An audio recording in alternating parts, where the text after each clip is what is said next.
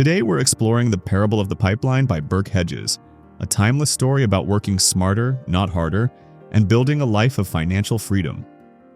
Join us as we dive into this inspiring parable and uncover its powerful lessons for creating lasting wealth and security.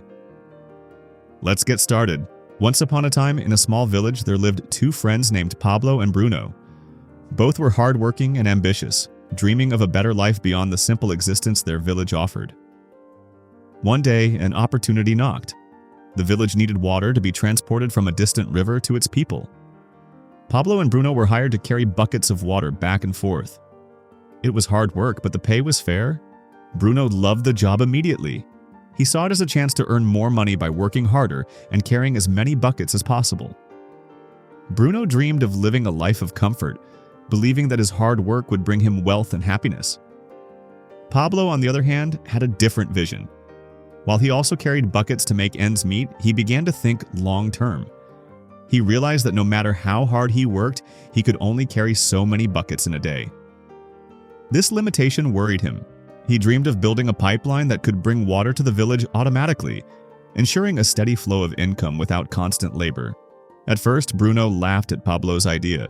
He couldn't understand why Pablo would spend his evenings and weekends planning and working on something that might never succeed. But Pablo was determined. He worked on the pipeline day by day, little by little, even as he continued to carry buckets to sustain himself. While Pablo faced struggles and ridicule, he stayed focused on his goal. He believed that his effort would eventually free him from the endless grind of carrying buckets. This marks the beginning of the parable's powerful lesson, the difference between working for money and creating systems that work for you. As time went on, Bruno enjoyed the fruits of his labor. He spent his earnings on finer clothes, better meals, and leisurely evenings. To Bruno, life seemed good. He believed he was making the most of his hard work. Meanwhile, Pablo kept his head down, splitting his time between carrying buckets and building his pipeline. The process was slow and exhausting. There were days when the progress felt almost invisible and doubts crept into Pablo's mind. But he reminded himself of his dream, a future where he wouldn't have to rely on his strength and time to earn a living. Years passed, and finally, Pablo completed his pipeline.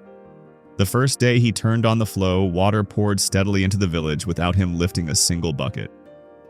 The villagers were amazed, and Pablo's income began to grow exponentially. His pipeline worked for him day and night, whether he was asleep or awake. Bruno, however, started to feel the effects of his decision. His body ached from years of carrying heavy buckets. As he aged, he realized he could no longer keep up with the demands of the job. His income dwindled, and the comfort he once enjoyed began to fade. The parable draws a stark contrast between the two friends. Bruno's path represents those who trade time for money, relying solely on their labor to sustain themselves. In contrast, Pablo's path symbolizes the power of creating systems, pipelines, that generate passive income and provide financial security over time. Pablo's story is a reminder that hard work alone isn't enough.